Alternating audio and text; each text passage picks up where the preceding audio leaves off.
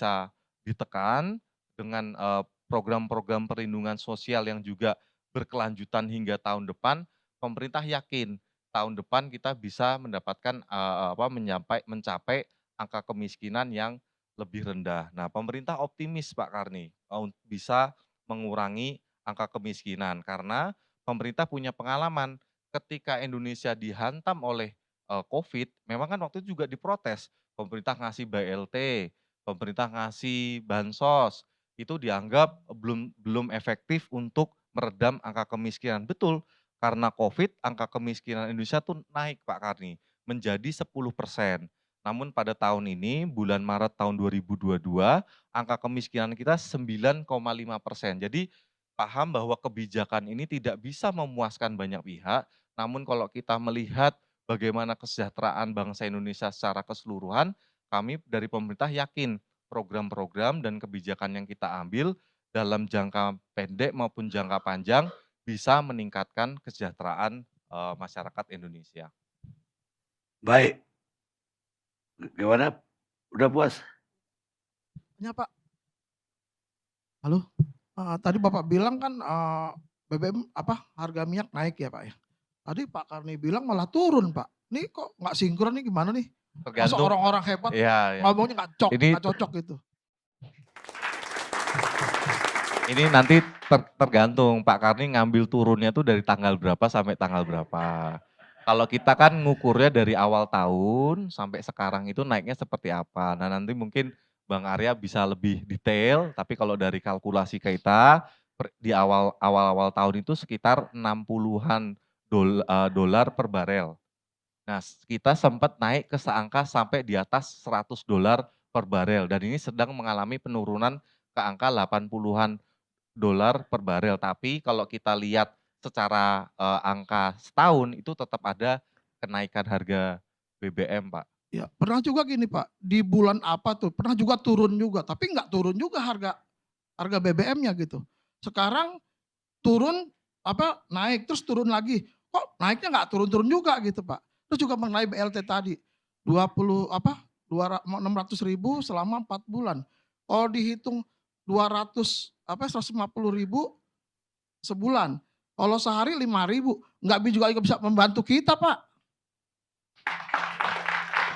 Itu bukan bantuan tuh Pak, tetap aja kita sengsaranya sebulan, dibantunya cuma 5.000, nggak cocok. Apa? Beli tempe aja nggak dapet Pak. Pak. Anak saya jajan aja nggak 5.000.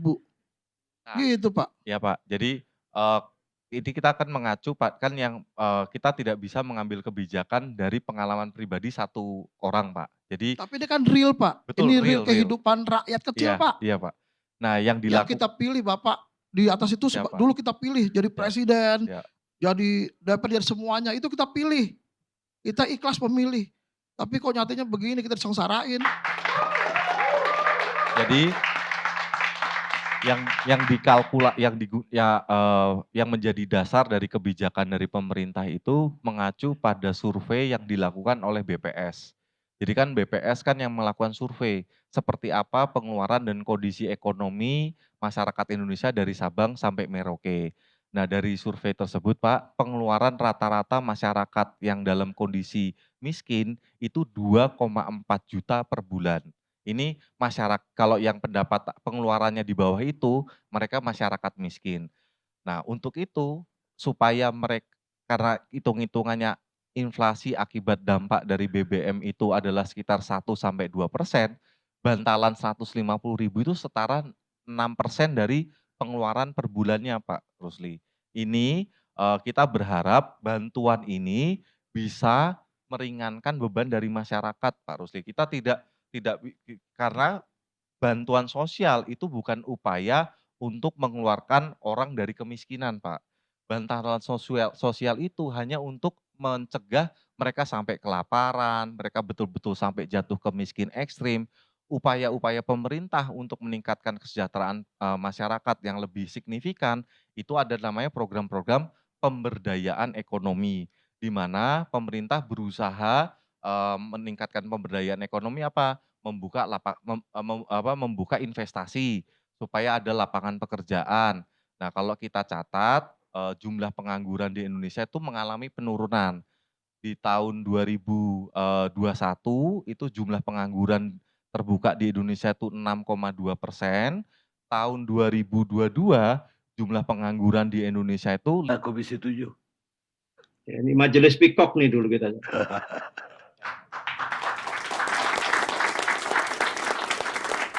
Sekarang kenapa pula kalau begitu penjelasannya, kenapa pula PKS harus menolak? Kita dengar dari PKS Nasir Jamil. Terima kasih Pak Karni. Saya ingin mengawali dengan pantun supaya September yang dulu pernah kita dengar lagu September Ceria ya berubah menjadi September Kelabu. Jadi goreng ikan di dalam wajan. Ikan digoreng lupa dibalik. Gak ada angin, gak ada hujan. Kok muncul berita BBM naik? Ke rumah sakit mencabut gigi, menulis surat pakai perihal. Jika BBM melambung tinggi, siap-siap harga pokok menjadi mahal. Nah, bahan pokok maksudnya. Pak Karni, sepertinya yang kami lihat, ya, makin lama kita lupa filosofi kita bernegara. Ya. Kalau kita membaca alinea keempat, konstitusi kita jelas bahwa di antara tujuan kita bernegara itu adalah memajukan kesejahteraan umum. Dan di ujungnya itu ada keadilan sosial. Kan itu. Jadi bukan hanya soal angka-angka. Setelah kami melihat angka ini, angka itu, lalu kami kemudian memberikan persetujuan dengan catatan. Pengalaman saya, Pak Karni, sejak 2004 di DPR. Pemerintah itu yang penting kita setuju. Persoal ada catatan itu enggak begitu penting bagi mereka. Ya. Itu yang saya alami. Dan itu yang saya lihat. Yang penting setuju. Mau ada catatan, tidak ada catatan, itu enggak begitu penting sama mereka. Bahkan kadang-kadang catatan itu sering diabaikan. Ya. Makanya yang paling ditunggu oleh pemerintah itu adalah menerima dengan catatan. Nah oleh karena itu Pak Karni, ya, kita kehilangan ya esensi bernegara. Sehingga selalu dilihat dengan angka-angka. Ya, kita lupa ya dengan masyarakat terutama yang di bawah. Sehingga apa yang terjadi? Yang terjadi hari ini yang kami lihat negara itu menjadi sumber masalah. Ya. The problem of the state. Negara itu menjadi sumber masalah. Ya. Jadi masalah negara dibebankan kepada rakyat. Masalah negara di bidang hukum, dampaknya terhadap masyarakat. Masalah negara di bidang ekonomi, dampaknya terhadap masyarakat. Jadi memang pemerintah kemudian memberikan angka ini, angka itu, untuk ini, untuk itu, dan sebagainya. Pertanyaannya, ya, bagaimana kita memastikan bahwa angka-angka itu dirasakan? Karena bahasa-bahasa itu tidak bisa dinikmati oleh masyarakat. Ya. Bahasa-bahasa bahwa kemudian nanti ada sekian triliun, ada segini dan sebagainya, itu tidak bisa dinikmati oleh masyarakat kelas bawah. Nah, oleh karena itu kita berharap agar negara ini menjadi negara solusi. Ya. The solution of the state. Ya. Menjadi negara, bukan jadi the problem of the state. Ya. Nah ini harapan kita dan itulah esensi kehadiran negara. Karena dia negara itu ya diharapkan bisa meningkatkan taraf hidup rakyatnya. Nah, oleh karena itu sekali lagi saya perhatikan kita ini kadang-kadang jauh dari cita-cita ya pendiri negara kita. Sehingga kemudian ada yang mengatakan kalau mereka diizinkan untuk hidup kembali sejenak mereka akan menangis. Ya, walaupun barangkali itu sangat berlebihan orang menilai seperti itu. Nah, karena itu Pak Karni, ya, itu yang kita lihat. Bahwa kita kehilangan ya kompas bernegara. Nah, oleh karena itu ya kami di PKS misalnya kemarin sudah mengingatkan agar pemerintah tidak menaikkan BBM bersubsidi Pertalite dan solar. Dan itu sudah kami ingatkan ya di paripurna. Di pertengahan Agustus, kemudian di paruh akhir Agustus sudah kita sampaikan juga. Bahkan dalam berbagai kesempatan juga sudah disampaikan, baik dengan angka-angka maupun dampak sosial kenaikan BBM bersubsidi ini. Kenapa? Karena kita sadar bahwa 2 tahun lebih pandemi ya yang membuat kita menjadi pesakitan, itu telah menyebabkan banyak orang kehilangan pekerjaan. Ditambah lagi ya dengan kenaikan BBM bersubsidi. Jadi seolah-olah Pak Karni, kita baru saja 17 Agustus merayakan ulang tahun ya Dirgahayu Kemerdekaan Republik Indonesia. Tiba-tiba tanggal 3 September kita dihadiahin dengan kenaikan harga BBM bersubsidi. Jadi ini kan ada sesuatu yang antagonis ya. Diharapkan dengan semakin bertambah usia negara ini, bertambahlah kemakmuran masyarakat kita. Ya, berkuranglah kesedihan yang dialami oleh masyarakat. Oleh karena itu PKS ya menolak ini. Bahkan PKS juga ketika masa SBY itu juga mengkritisi kenaikan harga bahan bakar minyak waktu itu. Walaupun kami harus kehilangan kursi di kabinet. Ya, kami tetap. Jadi kemudian ada yang mengatakan PKS ini karena di luar. Ya, makanya mereka bersuara. Ya. Saat di dalam masa pemerintahan SBY, seingat saya, nah nanti bisa dilihat jejak rekam digital kan mudah sekarang. Kami kehilangan kursi di kabinet karena mengkritisi ya kebijakan menaikkan harga BBM pada waktu itu. Jadi Pak Karni, ya kami berusaha ya sebagai kekuatan politik ya sebagai salah satu kekuatan politik di parlemen di DPR RI. Ya, kami berusaha untuk menjaga 3 bandul besar, kebangsaan, kerakyatan, dan keumatan. Dan ini adalah bahagian dari nasib rakyat. Ya. Karena tadi itu dampaknya, ya, dampak ekonomi yang dihadapi oleh masyarakat. Jadi sekali lagi bukan hanya kami karena berada di luar, kami menolak itu. Saat di dalam pada waktu pemerintahan SBY kami juga mengkritisi kebijakan pemerintah waktu itu menaikkan bahan bakar minyak tersebut. Jadi alasan pemerintah misalnya bahwa 70% BBM bersubsidi itu dinikmati oleh orang kaya. Nah pertanyaannya, negara ini kan punya aparat. Negara ini kan punya instrumen. Negara ini punya segalanya untuk bisa melakukan apa-apa. Bahkan negara ini, Pak Karni, kadang-kadang bisa memutihkan yang hitam dan juga menghitamkan yang putih. 4 lapis daging sapi, saus spesial, acar dan selada yang putih. Nah, oleh karena itu Pak Karni, kalau kemudian ada argumen, ada narasi, ada pernyataan disampaikan oleh seorang menteri bahwa BBM bersubsidi itu kemudian dinikmati oleh 70% orang kaya, kenapa tidak diatur gitu loh? Kenapa nggak diatur? Seolah-olah negara kalah, ya, tidak mampu mengatur ini semuanya. Seharusnya BBM itu yang bersubsidi itu dinikmati oleh orang-orang yang tidak mampu. Ya kan? Nah, karena negara tadi punya perangkat, negara punya semuanya. Dia punya alat negara, dia punya uang, dia punya aparat, dia punya semuanya, dia punya aturan. Nah, oleh karena itu Pak Karni dalam perspektif ya atau dalam konteks filosofis ya, kemudian yuridis ya, kalau kita lihat peraturan presiden ya terkait dengan pengalokasian subsidi dan lain sebagainya. Kemudian kita lihat kondisi masyarakat hari ini. Memang pemerintah seharusnya jangan terburu-buru menaikkan ya BBM bersubsidi ini. Karena apa? Karena kita tahu bahwa BBM ini adalah komoditas primer di tengah-tengah masyarakat. Karena kalau dia naik pasti naik semuanya.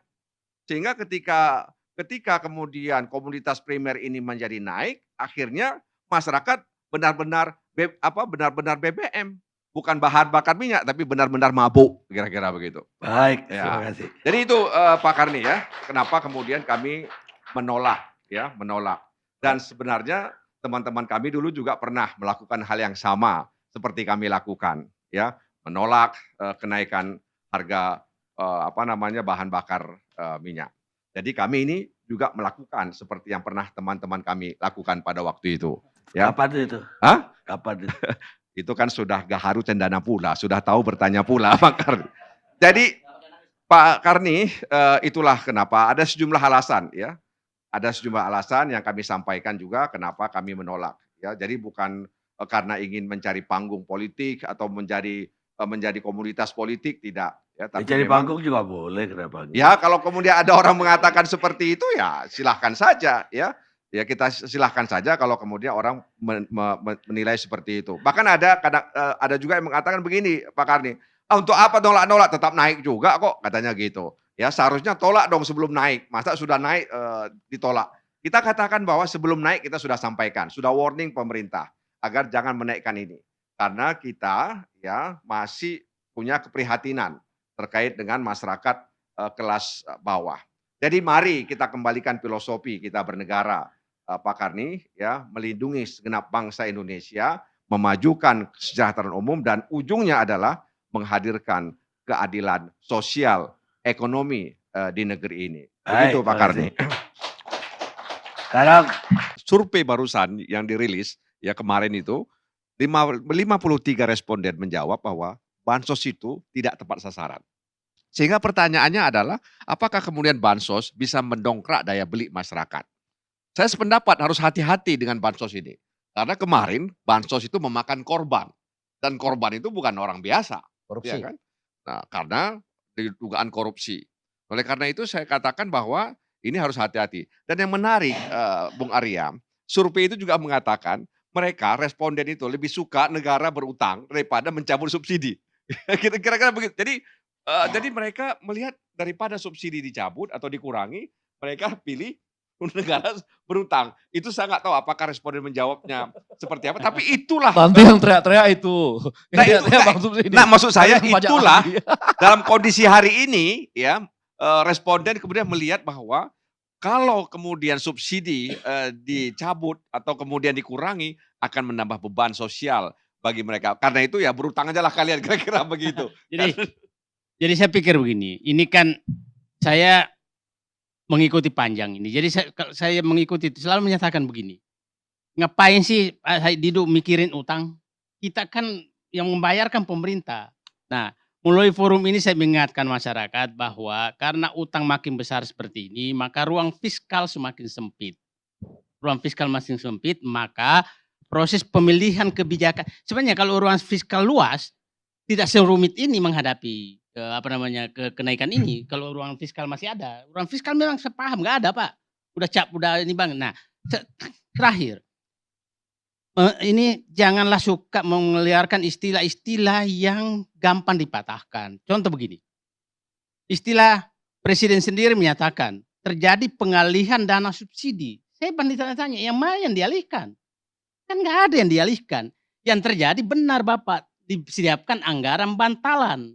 Bukan pengalihan subsidi gitu loh. Nah, supaya publik ini akal sehat kita tetap jalan. Nah, publik paham bahwa sebenarnya angka berapa yang bantuan 24,17 triliun. 24,1 triliun itu sebenarnya bukan, itu adalah pajak, kenaikan pajak karena kenaikan harga BBM yang dibayar oleh pembeli BBM, itulah yang dari pendapatan negara. Jadi tidak ada tambahan APBN itu karena naik BBM, maka naik pajaknya, maka pajak itu